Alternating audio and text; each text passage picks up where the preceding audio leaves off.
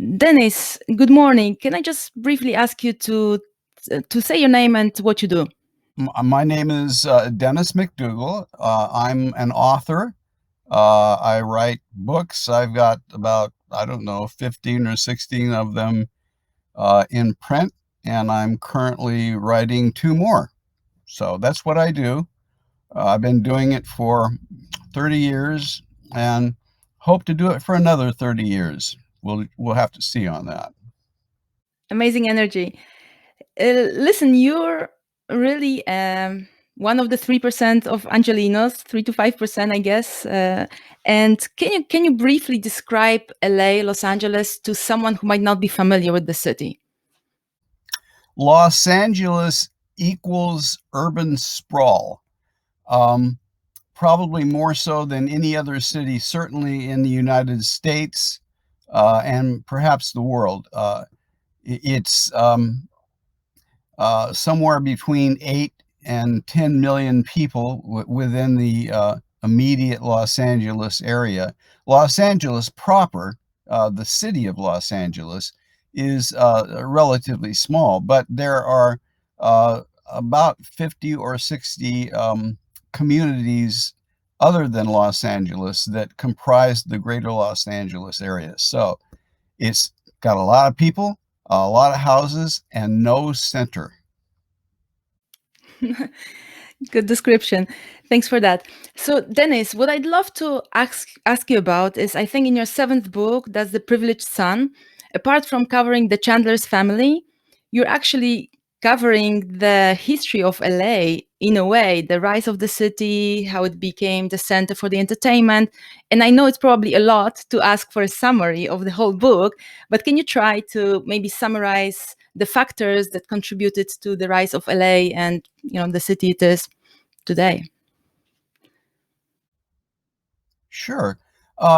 In fact, and this kind of an interesting précis. It does lend itself to short and sweet. Um, Los Angeles, 150 years ago, was maybe no more than two streets, um, unpaved, a handful of adobe buildings, some Native Americans, uh, maybe one church, possibly two, and that was about it. Los Angeles was nothing. Los Angeles was what we refer to as a one-horse town. And in the space of less than 100 years, Los Angeles has become the second largest city in the United States, one of the biggest cities in the world. That kind of growth, explosive growth, is basically what my book Privileged Son is all about, because although I'm telling the story of the Chandler family, which owns or owned the Los Angeles Times for over a century, I'm also telling the story of Los Angeles itself and how it mushroomed into this humongous melting pot of all sorts of nationalities from all over the world. It's a phenomenal story that could go on for hours, and I know that you don't have that much time, so we'll just let it go at that. Great. And can you just briefly maybe talk about the entertainment and what brought all the people there? It was on the East Coast before, right? Right. The motion picture business actually began in New Jersey, on the opposite side of the United States. But the greatest thing about Los Angeles, which is pretty much summed up in a song by Randy Newman, "I Love L.A." The greatest thing about Los Angeles is the weather. It almost never rains here, which is right now pretty bad because we have a terrible drought, and you've probably heard about the wildfires. But the great thing about Los Angeles is that the weather is always warm and sunny. So filmmakers who wanted to make movies year round moved from New Jersey to Los Angeles in the earliest part of the 20th century uh, for the weather. They could keep their cameras rolling almost 24 hours a day without fear of being rained out or snowed out or worse. So Hollywood moved here, and with it, all of the actors, actresses, directors, writers, all the people who make the movies came to Los Angeles too, and has been the capital of the entertainment industry ever since. Thanks for a summary. That was a good summary, given you've written the whole book about it. So you've actually covered the glitzy world of Hollywood for a while. You've written a few books, and well, that coverage earned you even a title of the LA's number one muckraker. So how how would you describe like a quintessentially LA story? Once, perhaps 30 years ago, I was waiting in line for a hot dog at a famous Los Angeles eatery called Pink's in West Hollywood, and a sports car went by behind me on the boulevard, and there was a platinum blonde sitting behind the wheel. And I thought for certain that I knew who she was. So I spun around and followed the car. And sure enough, the woman who was driving the car was Angeline, who's something of a, I don't know, an icon in Los Angeles. She's quite old now, but and she was even getting up there when I saw her. But Angeline was a woman who had no talent, had tried acting and failed, who tried singing and recording music, also failed. And then she came up with the bright idea of um, buying space on a billboard overlooking the Sunset Strip, and she used one of her ex-husband's money to do it, and she was on this billboard for many years.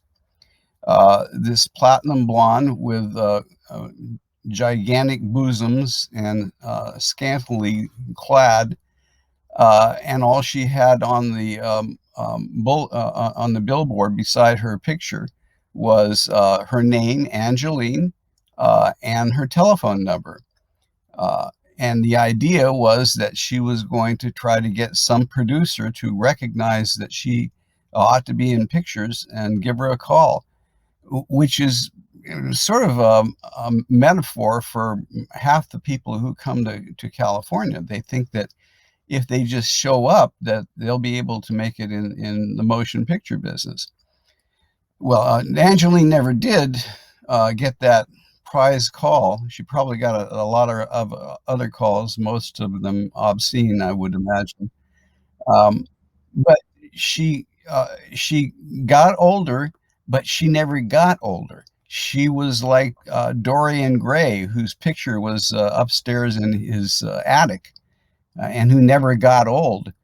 Same with Angeline. That's why it was so shocking to me when I turned around and I saw her, because um, even the pounds and pounds of makeup that she had on couldn't hide the fact that she was old and getting older, and that her time had pretty much passed. So it's kind of a comic story on one hand, but it's also bittersweet and not a little bit sad in another way. And it's true. That story is true of so many people who come to Los Angeles thinking you were going to make it rich. Can I ask you then, what would be your favorite hidden gems or experiences in LA? What do you like most about the city? Well, as I said earlier, Los Angeles doesn't really have a center. I mean, it did in the beginning, and you can still characterize it as being the civic center. The freeway signs still announce that downtown Los Angeles is its center. But it's also the most interesting part of the city for me because I've always been a history buff to begin with. But downtown Los Angeles also has a lot of the more exciting hidden aspects of the city and what makes it tick now, and what launched it into the stratosphere, even 100 years ago.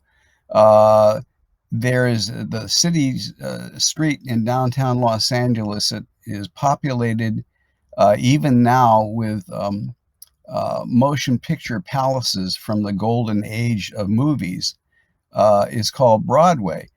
Most of the theaters um, are closed now, but you can still get in from time to time and see some of them, and they're just fabulous on the inside.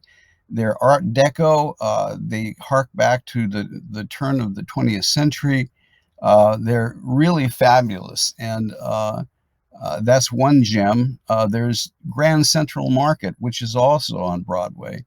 Uh, it was the farmers market from the earliest days of Los Angeles. It has since evolved into a food court, a giant food court with ethnic food from all over the world, representative of the many people who come to LA. And also in downtown Los Angeles is my alma mater, the Times Mirror Building. It has since been changed over from being a newspaper to general services kind of a building. It's about 6 stories high, I guess. It's at the corner of First Street and Spring, and it's built like a fort because that's how the Chandlers thought that they needed to fight off organized labor and other undesirables from their point of view. Um, but you can still get into the main lobby of the Los Angeles Times, and it's still is festooned with statues and the history of the newspaper business in general and the LA Times specifically, and the Chandler family. And it's a great place to duck in on the occasional rainy day, almost never happens, or even on a dusty day, and get a free tour of how Los Angeles began and what it has evolved into. Wonderful recommendations. Thanks for that. Dennis, one last question. I know we've got only 15 minutes. So we started this conversation talking about how the entertainment center came to LA. Now my question is around decentralization of the entertainment, with less people going to the cinema, and just really not everything happening in Hollywood. How do you see it evolving, and what kind of impact do you think it will have on Hollywood and LA itself? And also, it's kind of referring to one of the quotes you brought up in one of the interviews, where you said that LA peaked in 1973 and ever since it's been on the road down. Do you still believe it? And can you kind of talk about it in this context? Well, sadly, from my point of view, yes, I do believe that 73 still stands out as probably the best year in Los Angeles. I mean, uh, climate change hadn't really hit yet. Everything was booming as far as the entertainment industry was concerned. We still had, we were still the home of aerospace. Uh, there was real estate was not out of the out of sight for the pocketbooks of all but the very wealthy. Um, Los Angeles, and you also asked about the entertainment industry. It started to um, I don't know, decentralize even as early as 1973, but then things progressed the closer we got to the 21st century. Um, other states, other countries discovered that they had venues that were desirable for shooting movies. Some of them built studios or studio space to invite filmmakers. And then you have the internet revolution, which really changed everything. And with the onslaught of streaming in just the past 10 years, even network television, which dominated everything for half a century, has pretty much fallen by the wayside. And you can go anywhere now with a phone and make a movie. You don't need all of the trappings of sound stages and all the people behind the cameras and the gaffers and the lighting people and the teamsters to make a movie. You can do it almost all by yourself. And some fine work has been turned out and shown on Netflix or Apple TV or Amazon. Some of the best work that anyone has ever done. So nobody needs the real estate, the high priced, overpriced real estate of Hollywood anymore. Uh, and that seems to be going by the wayside. We have a homeless problem in Los Angeles that's worse than it's ever been because the weather is so good. Everybody comes here, not just movie executives or baseball stars or what have you, but the homeless, people who want to change their lives, change their identities. They come to Los Angeles because the weather is always good. You're never going to be rained out. And as a result, we have probably close to 100,000 people living in tents along the streets and the freeways. And the problem is bad and getting worse, and very little is being done to solve the problem. Yep, that's really sad. Dennis, thank you so much. It's been great pleasure. It's lovely to see you so full of energy and vigor and many projects going on. Look forward to the following books, and please take care and have a fabulous day ahead. Thank you. All right, same with you, Aga. And call back anytime. All right, take care. Bye bye.